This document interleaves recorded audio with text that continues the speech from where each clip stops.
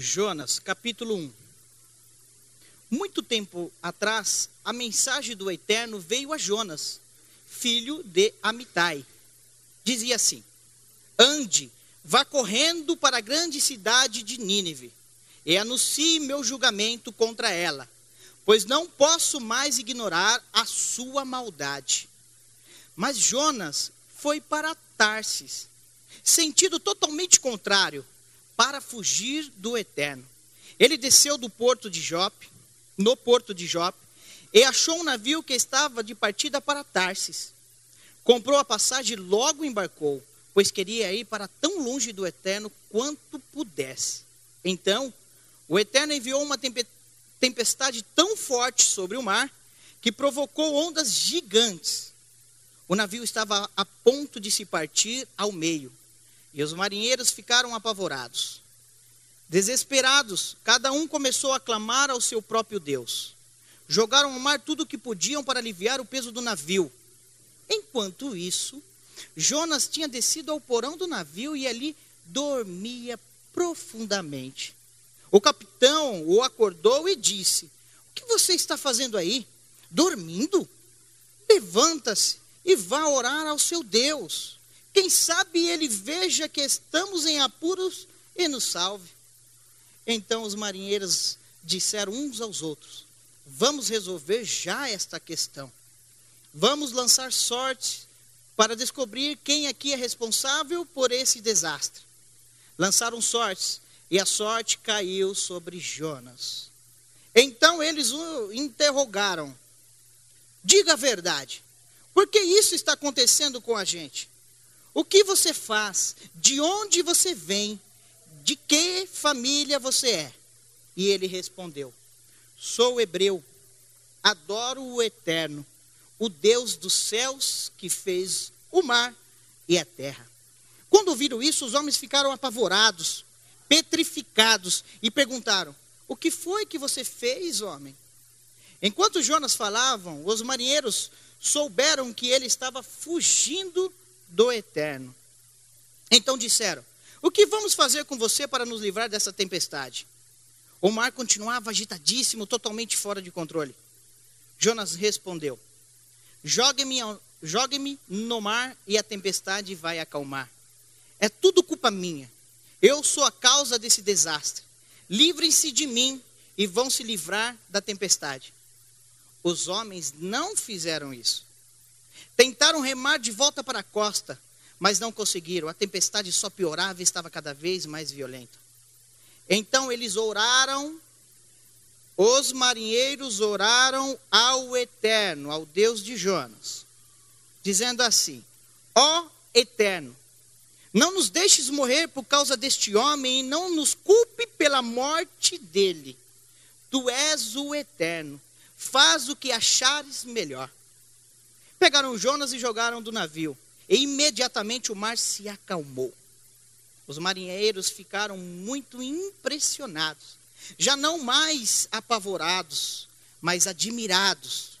Então, os marinheiros adoraram ao Eterno, ofereceram sacrifício e fizeram votos. O Eterno enviou um peixe enorme para engolir Jonas, e ele ficou na barriga do peixe durante 3 dias e 3 noites. Capítulo 2. Então, na barriga do peixe, Jonas orou ao Eterno. Desesperado, em profunda angústia, orei ao Eterno, e ele me respondeu. À beira da morte clamei: socorro! E ouviste o meu grito. Jogaste-me lá no fundo, bem no coração do oceano. As ondas, imensas e fortes, romperam-se sobre mim. Eu disse: fui lançado fora, banido da tua vista, e nunca mais porei os olhos no teu santo templo. Sufocaram-me as águas do oceano, secou-me de todos os lados o abismo, e as algas marinhas envolveram a minha cabeça. Desci até onde os montes lançam raízes, tão fundo quanto podia ir, onde para mim as portas se fechavam para sempre. Mas tu me tiraste com vida da morte, ó Eterno meu Deus. Quando minha vida estava por um fio, eu me lembrei do Eterno, E a ti chegou a minha oração ao teu santo templo. Aqueles que adoram deuses forjados se afastam do único amor verdadeiro. Mas eu adoro a ti, ó Eterno, e canto de gratidão. E vou fazer o que prometi. A salvação a ti pertence, ó Eterno. Então, Deus ordenou ao peixe, e este vomitou Jonas na praia. Capítulo 3. Deus, o Eterno, falou a Jonas pela segunda vez. Ande, vá correndo para a grande cidade de Nínive, e anuncie meu julgamento contra ela, pois não posso mais ignorar sua maldade. Desta vez, Jonas partiu imediatamente para Nínive, obedecendo ao pé da letra a ordem do Eterno.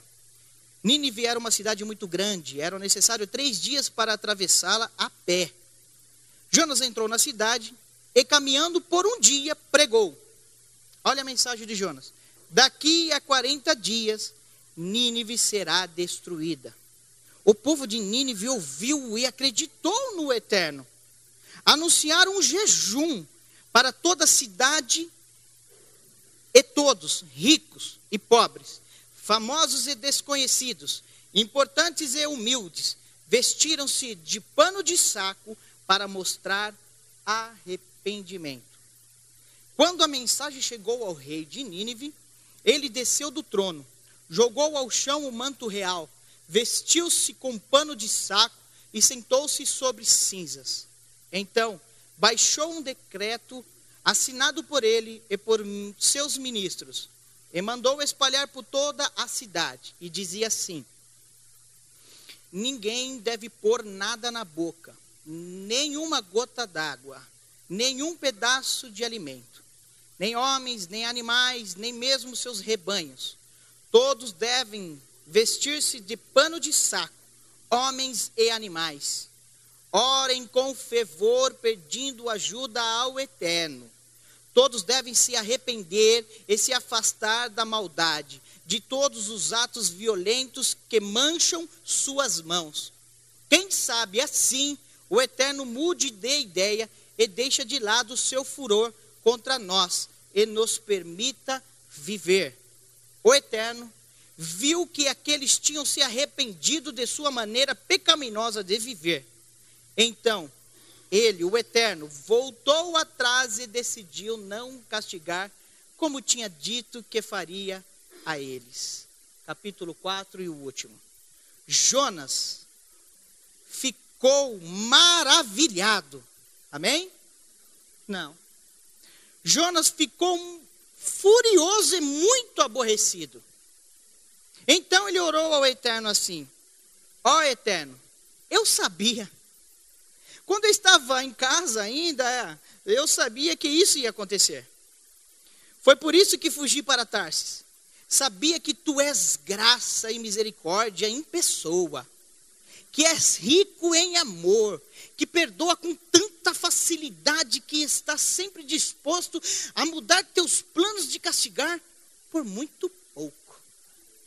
Então, ó Eterno, se não vais matá-los, peço que tires a minha vida, pois prefiro morrer a viver. O Eterno disse: por que você está tão indignado assim? Mas Jonas simplesmente saiu. Foi para um lugar a leste da cidade e, zangado, sentou-se.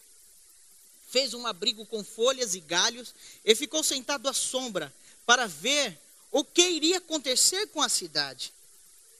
O Eterno fez brotar uma planta de folhas largas que cresceu sobre Jonas para refrescá-lo e acalmar sua indignação.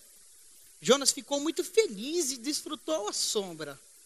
Enfim, a vida parecia estar melhorando de novo.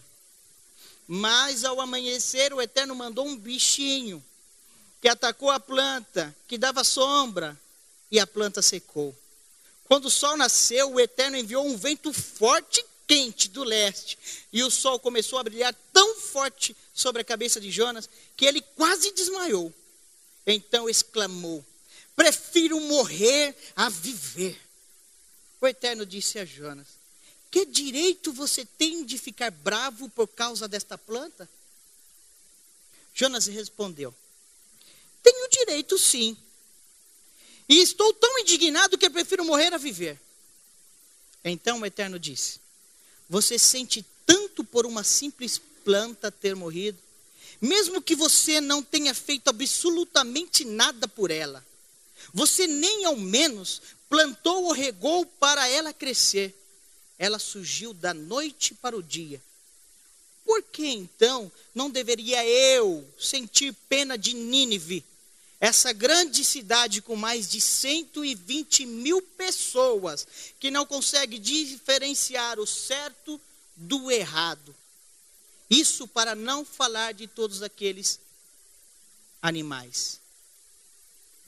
Senhor, lemos a tua palavra, que é viva, tua palavra que penetra, a tua palavra que vai aonde ninguém mais pode ir. Revela-nos, Senhor, a tua vontade e o teu querer nesta noite, para a tua glória e para a tua honra, Senhor. Amém.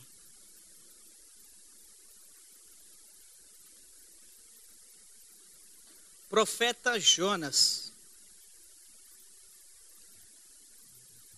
Vocês aprenderam na escola dominical, ou quem não aprendeu e nunca foi para uma escola dominical, desde criança indo para a igreja, você já ouviu nas histórias do colégio, em qualquer outro lugar, sobre Jonas, certo? Então, nós sempre aprendemos que o personagem principal de Jonas é sempre a baleia. E quem falou que é baleia? É um peixe. Mas que seja uma baleia então. Mas o personagem principal não é a baleia.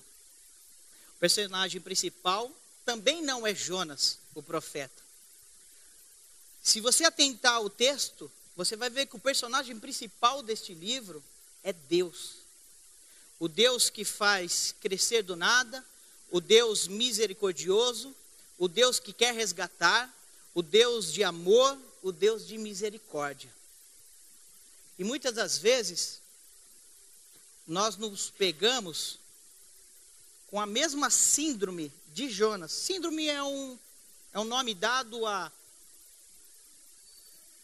um conjunto de sintomas. Não é apenas um sintoma, são vários sintomas. Isso é uma síndrome. E às vezes eu me pego com essa síndrome. Síndrome de Jonas. O que aprendemos neste livro? O que eu consigo aprender neste livro? Algumas lições aprendemos com a vida de Jonas e algumas lições aprendemos a respeito de Deus. Jonas, profeta hebreu, foi responsável por profetizar a Israel, antes do que lemos aqui. Israel se tornaria uma grande nação, rica, forte e potente, exército potente. E neste momento que acabamos de ler, nesta época onde foi escrito, Israel era forte, Israel era rica, Israel tinha um grande exército. Porém, não era a única nação a ter exércitos e ter poderio. Existia os ninivitas, que eram potentes e eram diferentes das demais nações, porque eles eram brutos demais. Eles não tomavam apenas a cidade, eles matavam a tudo e todos, e destruía tudo que vinha pela frente, que nem gafanhoto faz numa plantação. Então é nessa época em que Jonas está vivendo, tempo de paz, de riqueza, de prosperidade e forte poder militar. Primeira lição que aprendemos a respeito de Jonas.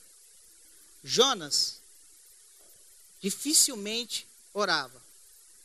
Mas Jonas, como assim? Vejamos só.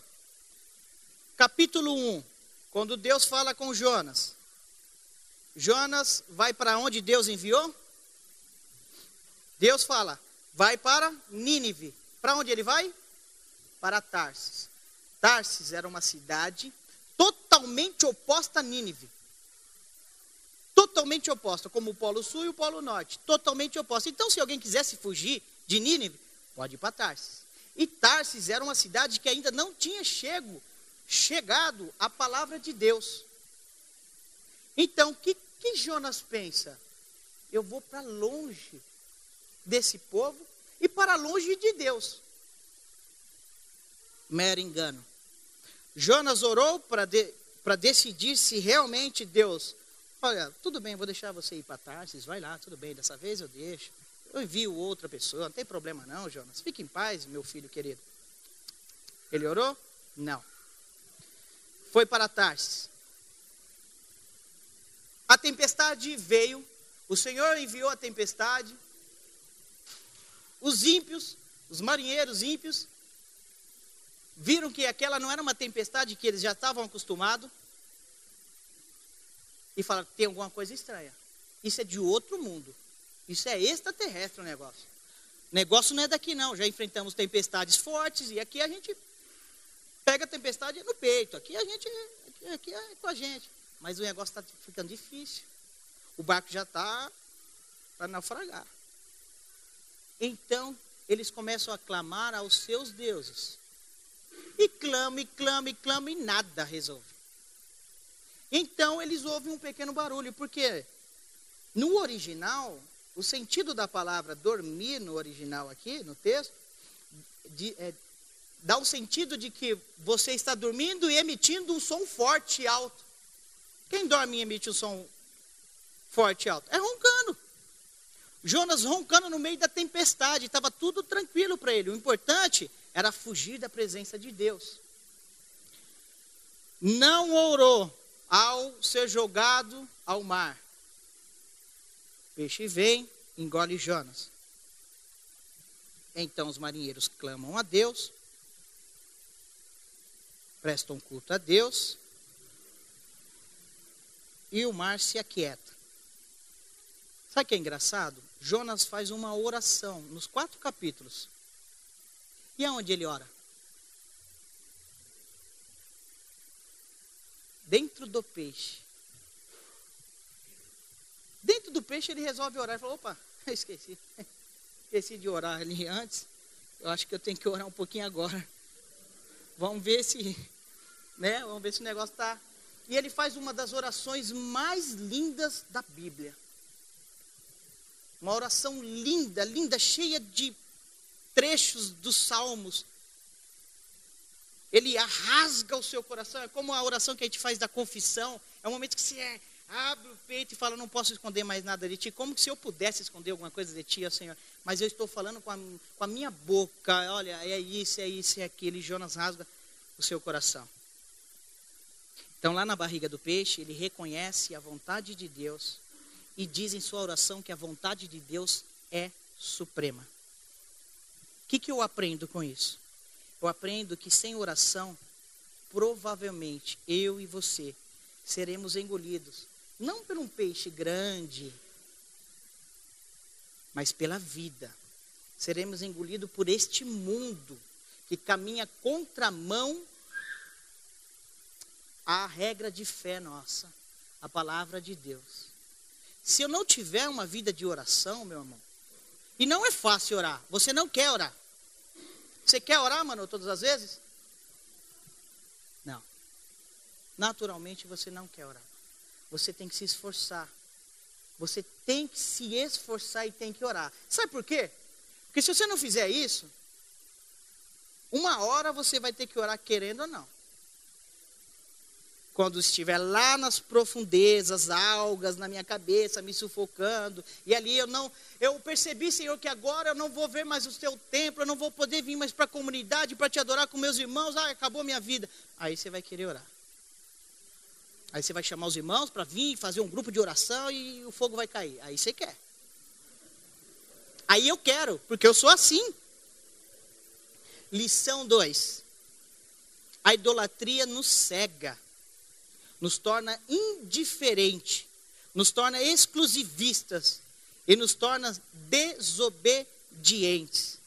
Por quê? Idolatria. Por que exclusivista? Por que indiferente? Porque Jonas tem uma característica aqui de ser um homem nacionalista. O que quer dizer nacionalista? Quer dizer assim, o nacionalismo consiste em uma ideologia, em um movimento político.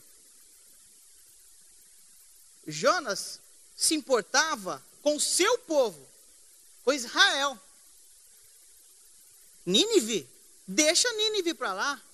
Deixa o restante de outras nações para lá.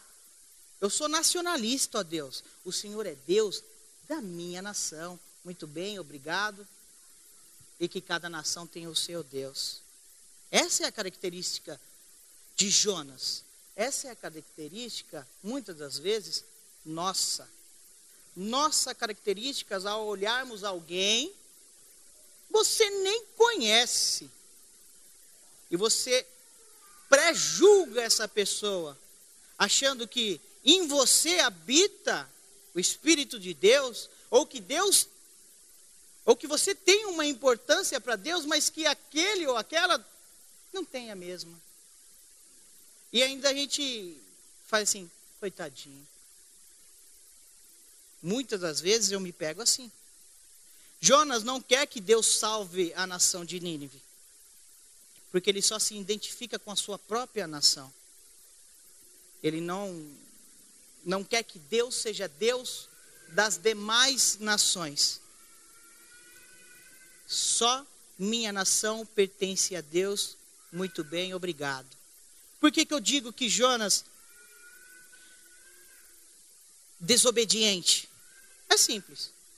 Isso é o mais visível no texto. Nos 4 capítulos, Deus dá ordem ao vento e o vento obedece. Deus dá ordem a um animal para engolir Jonas, o animal obedece. As ondas do mar, bravias, obedecem. A plantinha, obedece. O bichinho, o verme, que vai matar a plantinha, obedece. Sabe quem não obedece, Rogério? O crente. O crente que diz que é de Deus. Não quer obedecer a Deus. Eu, você. Toda criação está sob o poderio de Deus. Toda a criação, o universo, as galáxias, todas. O Senhor manda uma estrela aí, pelo seu nome ela vai, Ele manda vir e ela vem. E Ele chama cada uma delas pelo seu próprio nome. Elas obedecem. Por que eu não quero obedecer? Porque eu quero que o meu coração seja mais forte que a vontade de Deus para a minha vida. Por que eu brigo com Deus a respeito da vontade dele para comigo e a minha vontade para comigo mesmo? Síndrome de Jonas. Lição 3. Jonas vivia numa teologia correta, mas uma prática errada. Teologia, maneira particular de tratar as questões religiosas. Prática, ação, conduta. Eu prego, eu falo, eu dou aula. Alguém olha para mim e fala assim, ele manja desse assunto, deixa com ele.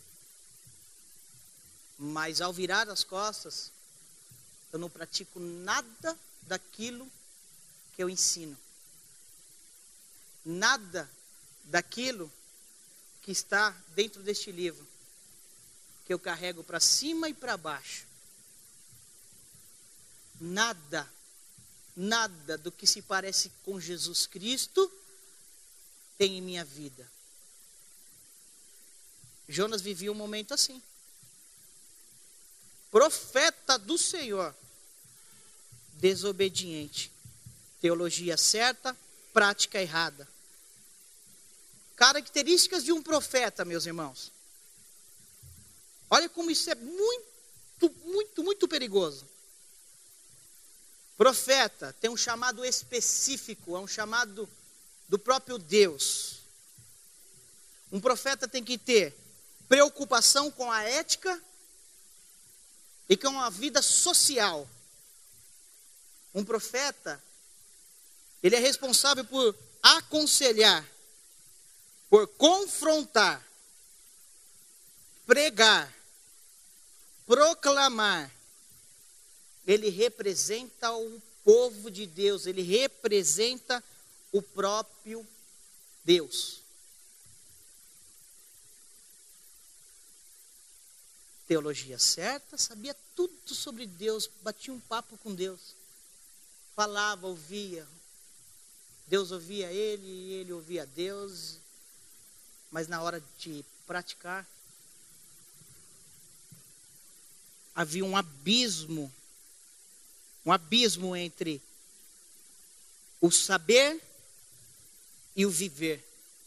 Não adianta nada, meus irmãos. Vim todos os domingos, ou quinta-feira, ou grupo de aproximação, seja lá o que for, ou grupo na sua casa. Se você não perceber que tudo que você aprende, que vem desta palavra viva, se não for colocada em prática, é melhor não ter conhecido, não é o que a palavra do Senhor nos diz? Ou seja quente, ou seja frio, e pronto, acabou. Porque você que fala que conhece, mas não pratica, e vive totalmente o contrário, eu tenho ânsia de você, eu tenho náuseas de você, eu tenho vontade de vomitar. Não sou eu, é a palavra do Senhor. A palavra do Senhor diz isso. Olha só como ele sabia muito da teoria. Ele disse, quando ele é indagado: eu sou hebreu, adorador do Senhor, o Deus dos céus, que fez o mar e fez a terra. Diz ser crente, diz confiar em Deus, crer em Deus e conhecer o próprio Deus. Mas a sua fé e a sua conduta tem um abismo no meio separando. A própria oração de Jonas mostra o quanto ele conhecia de teoria, o quanto ele conhecia de teologia. Quando a teoria não anda junto com a prática, Jonas é capaz de ter pena de uma planta que ele nem se deu o trabalho de cultivar, mas não tem piedade de uma nação de 120 mil pessoas. Uma pessoa que diz conhecer as coisas de Deus e não ama pessoas, está perigando. Se eu prego o que eu estou pregando aqui e não te amar, Áurea, e não é porque você é bacana, você é bacana, mas se eu não amar você quando você não é bacana, é tempo perdido. É tempo perdido. Eu vou ser engolido pelo mundo. Eu vou ser engolido pelo mundo. Isso é sério. Mas Senhor disse a Jonas: você tem pena dessa planta, embora não tenha podado, nem a tenha feito crescer. Ela nasceu numa noite, e numa noite morreu. Contudo, Nínive tem mais de 120 mil pessoas que não sabem distinguir da mão direita da esquerda. Além dos bichinhos, dos rebanhos, não deveria eu ter pena de pessoas? Tomemos cuidado, irmão, com tudo que aprendemos e deixamos de praticar.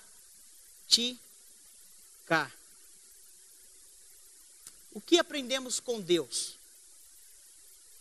Primeira lição do que aprendemos com Deus: Deus não tolera o mal, porque Deus é santo.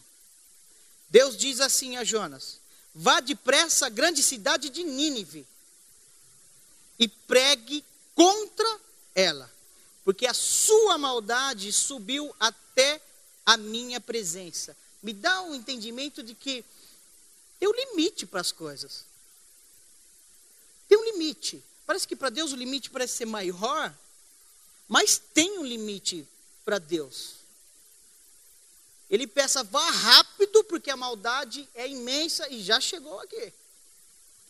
E leve uma mensagem que eu vou destruí-los.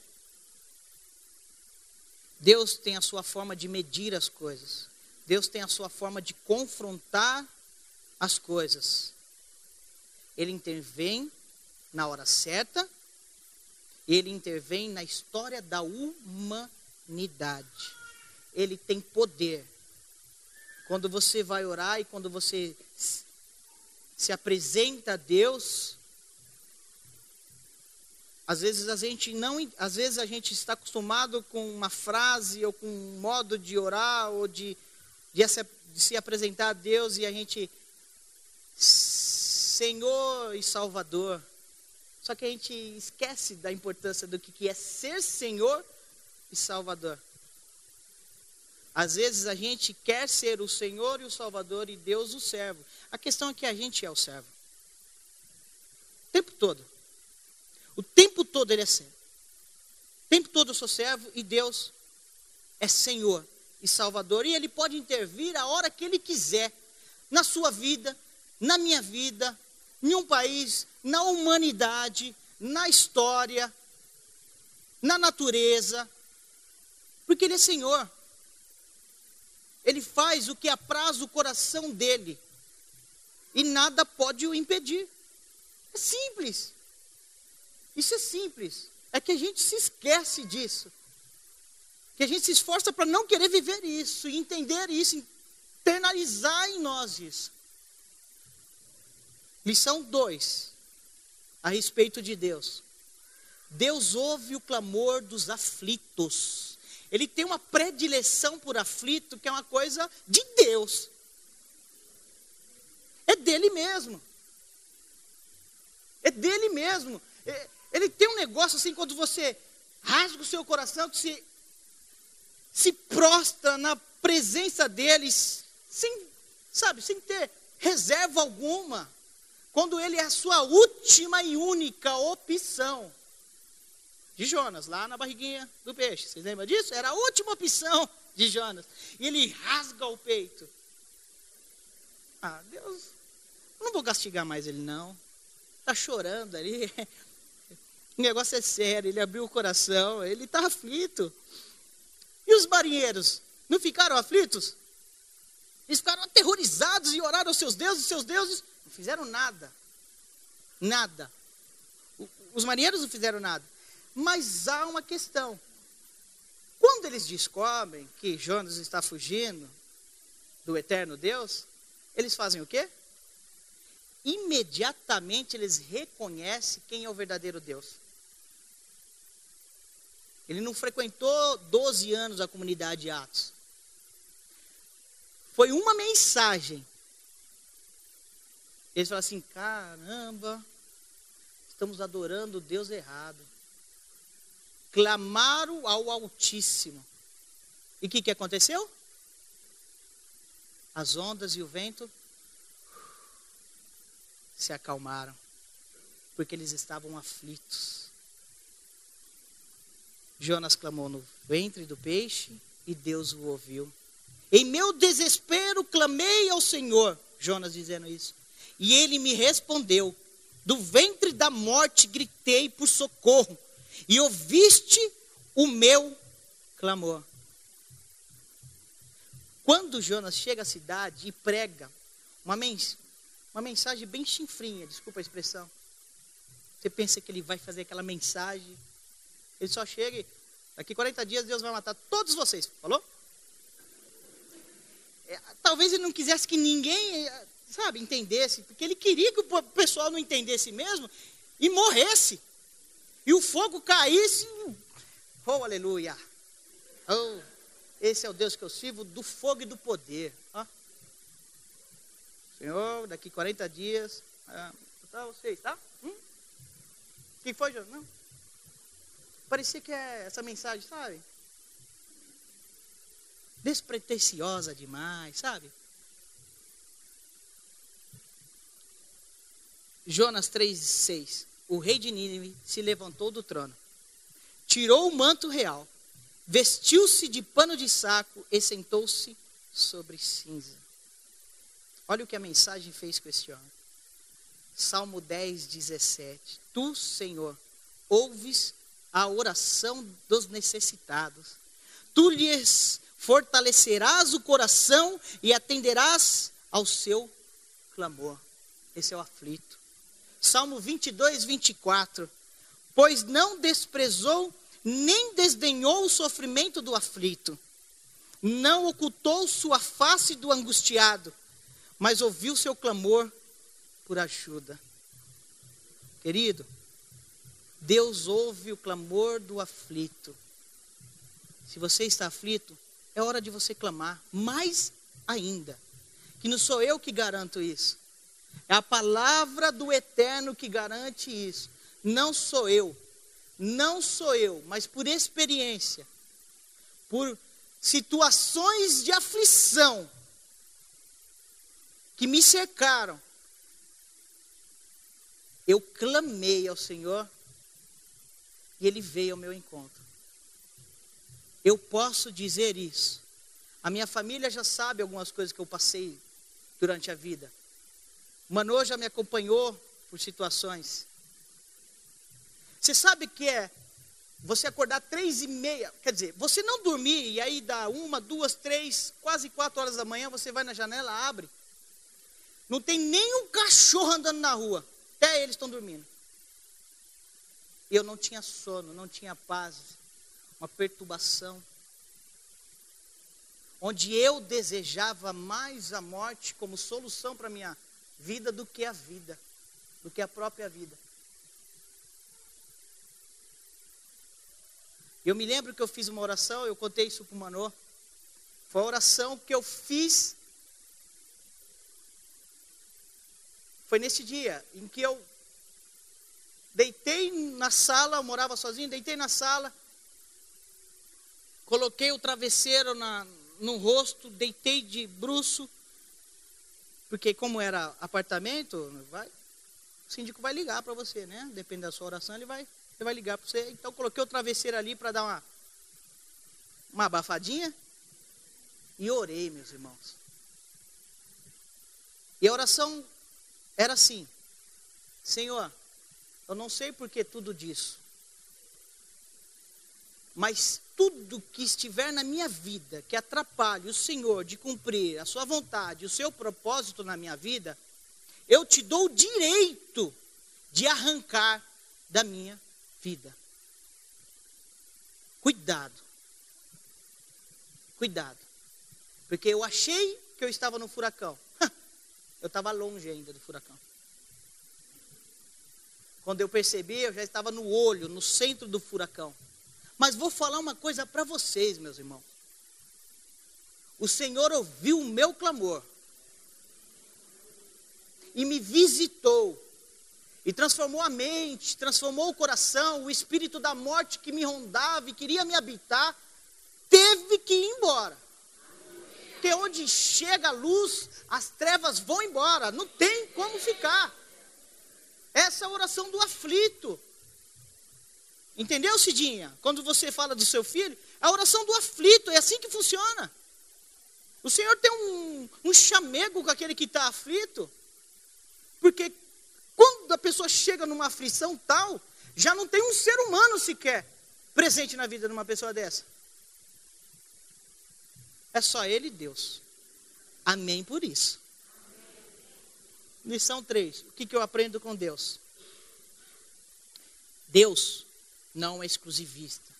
Deus é Deus dos povos. Deus é Deus das nações. A minha igreja não é melhor que nenhuma.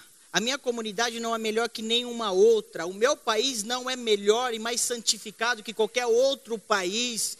Eu não sou mais santificado e melhor que você, Você também não é melhor que eu. Deus ama a todos. Ele é Senhor da humanidade. Ele é Senhor de tudo que foi criado por Ele, seja a terra, seja o céu, seja as estrelas, seja os animais, sejam as frutas, as plantas, seja o ser humano, seja lá o que tiver vida. Ele é Senhor daquilo que tudo que tem vida. Jonas não entendia isso, profeta. E Jonas não conseguia entender isso. Jonas achava, o Senhor gosta da nossa nação e a nossa nação vai dominar todas as outras nações e todas as outras nações serão escravas da minha nação porque Deus ama a minha nação e não ama mais ninguém. Deus salva os nossos inimigos, meus irmãos. Jonas achava que tinha que descer fogo do céu e matar os inimigos. E Deus falou, não é isso que eu quero. Eu quero que você ore por eles. E que vá pregar a eles. Para que eu converta o coração daquele povo ruim. Porque eu quero salvar aquele povo. Eu salvo quem eu quiser. E ninguém pode colocar minha mão para um lado ou para o outro. Acabou, é simples. Mas às vezes a gente está com uma síndrome tão forte em nós. Que a gente acha que nosso irmão ali é incrédulo. Não merece a visitação do Espírito de Deus. A gente não tem misericórdia. Eu tenho aprendido um negócio em que, quando eu estou dirigindo, às vezes eu passo num lugar, falei isso esses dias para o Rodrigo. Eu vejo um acidente, ainda que eu não pare, eu vou dirigindo. Eu me coloco no lugar de uma mãe, de um pai, de uma esposa, de um marido, de um irmão, uma irmã, um filho. E fico pedindo misericórdia a Deus. Seja ele de que religião ele serve, frequenta. Se ele é ateu ou não é. Eu oro pedindo a misericórdia de Deus. E que Deus, através daquela situação, tenha um encontro com ele e transforme a vida daquela pessoa. Porque se eu não fizer assim, se você não fizer assim, você entende tudo, mas não sabe fazer nada. Você sabe confrontar tudo e todos, sabe onde tem problemas, mas nunca é solução para nada. Nunca é solução para nada.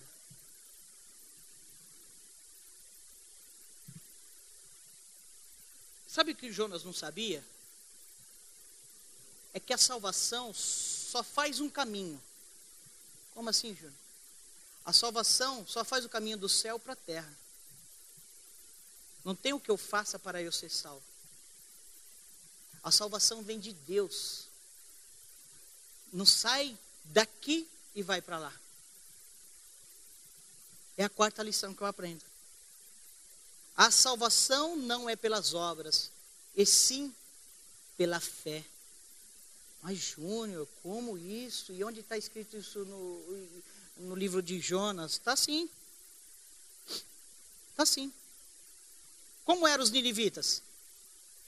Eram bonzinhos? Era povo do Senhor? Adoravam a Deus, ao mesmo Deus de Israel? Não. O povo de Nínive era tão ruim, o exército de Nínive era tão ruim, que quando eles invadiam uma nação,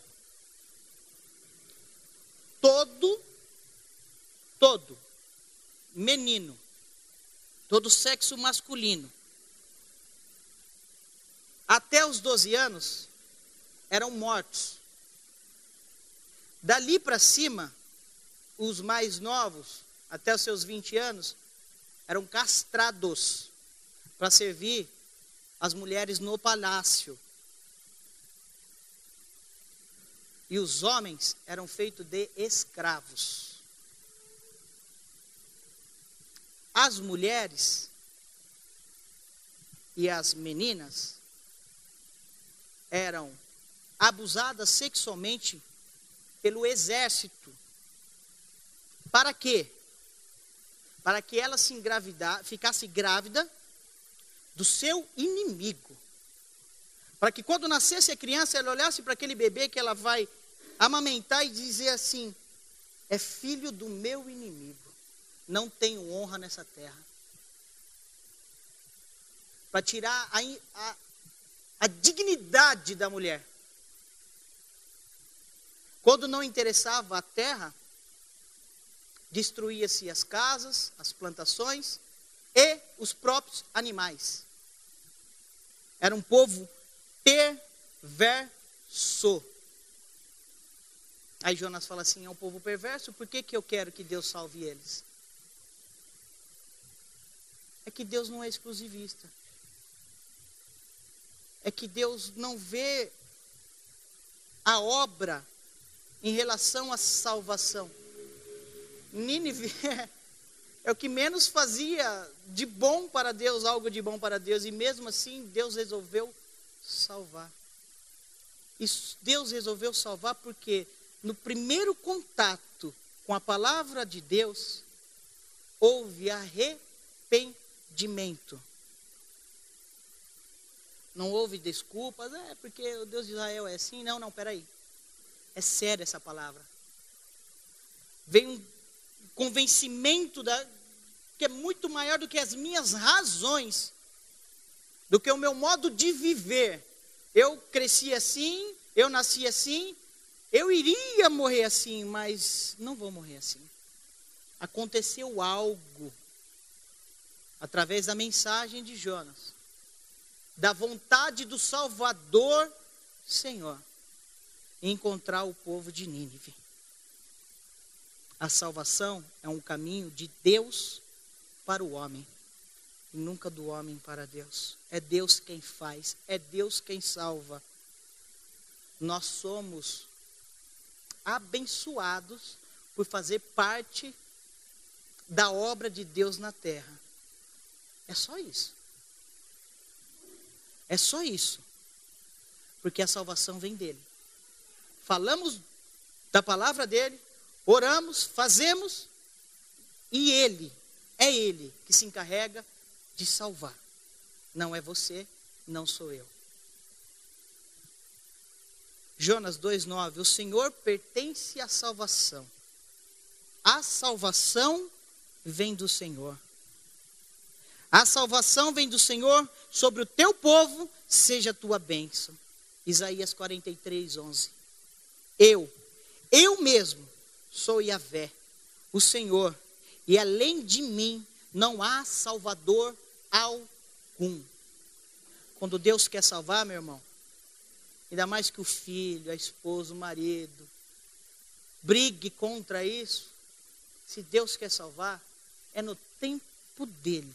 Ele vai de encontro, ele resolve, ele busca, ele resgata do inferno o ser humano, tira todo o lodo, dá um banho, dá uma roupa nova, põe um anel, como faz com o filho pródigo, e o recebe e faz um banquete em seu palácio.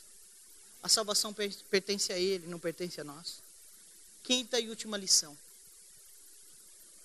Que bom, meus irmãos, que Deus de Jonas é misericordioso e compassivo, muito paciente, cheio de amor, e que promete castigar, mas depois se arrepende.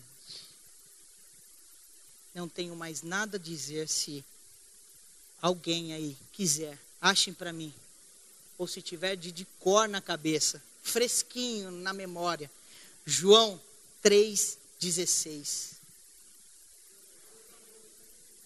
Bora, alto!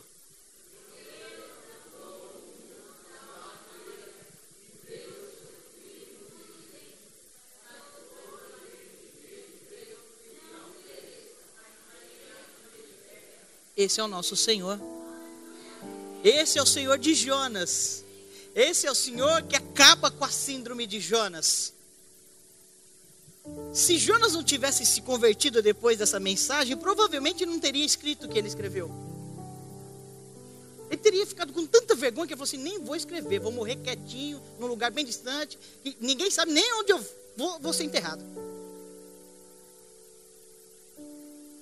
Porque Deus amou o mundo, a humanidade, de uma forma tão tremenda, que enviou o seu filho, o seu único filho, para que todo aquele que crê em seu filho não pereça, mas tenha vida eterna. Essa é a mensagem do Senhor. Essa é a mensagem de Deus para mim e para você nessa noite. Feche os seus olhos, tenha coragem de orar sem reserva alguma. Fale no seu cantinho aí, só você e Deus, das vezes que você se parece com Jonas, achando que Deus é só Deus teu, e Ele não pode ser Deus de mais ninguém. Querido Senhor, a Tua palavra foi exposta nessa noite. Ela não volta vazia. Que esta palavra, Senhor, fique viva, Senhor, como o fogo ardendo em nossa mente e nosso coração. Que eu me examine, Senhor, e veja que muitas das vezes, Senhor, me pego com a mesma síndrome de Jonas. Não quero orar, não reconheço o Teu poderio, acho que o Senhor é somente meu e de mais ninguém, e me aborreço muito quando o Senhor abençoa quem eu não queria que o Senhor abençoasse, Senhor. Como isso é destruidor, Senhor. Como isso pode me levar às profundezas do abismo, Pai. Isso pode me matar, Senhor. Pois eu vivo num mundo que vai contramão a tudo isso que falamos nessa noite. E só o Senhor tem poder para nos sustentar. Só o Senhor tem poder para nos convencer dos nossos pecados, dos nossos maus, de todas as síndromes, Pai, que nos separa de Ti, que nos faz exclusivistas. O Teu reino é o reino para aquele que tem fome, para aquele que tem sede de justiça. Somos apenas, Senhor, mendigos que achamos pão. E temos o dever de buscar outros mendigos necessitados e repartirmos o pão com eles. Não somos mais nada que isto. A salvação vem de Ti, não vem de nós e do que fazemos. Ela só faz um caminho que é do céu para a terra. Amém por isso, Senhor. Pois, Senhor, se a salvação dependesse de nós, longe de Ti eternamente passaríamos. Mas ainda bem que vem de Ti. Obrigado por isto, Senhor. Pois temos a certeza que passaremos a eternidade contigo, ó Senhor e Salvador. Convença-nos dos nossos pecados, das nossas falhas. Convença-nos, Senhor, das nossas crises, síndromes, Pai.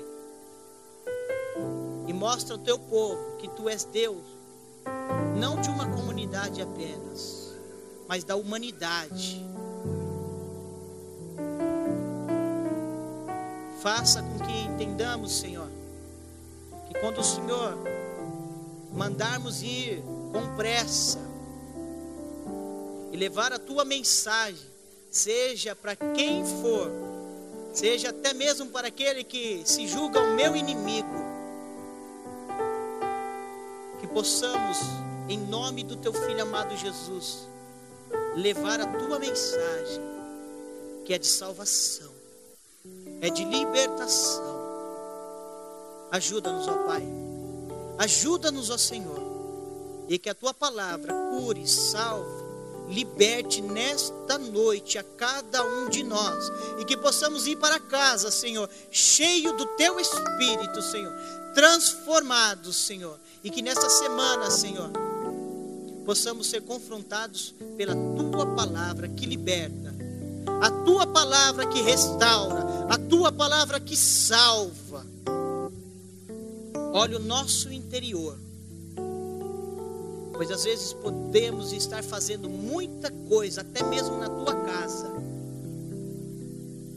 mas com a intenção errada, com o coração errado. Entendemos de tudo que é teologia e ensinamento, mas na hora de praticar, às vezes até praticamos, Senhor, mas com a intenção errada. A intenção tem que ser para a Tua glória, para o Teu louvor, porque o Senhor ama a humanidade em Seu Filho Jesus Cristo, o Cristo que tira o pecado do mundo. Obrigado, Senhor. Obrigado, Pai.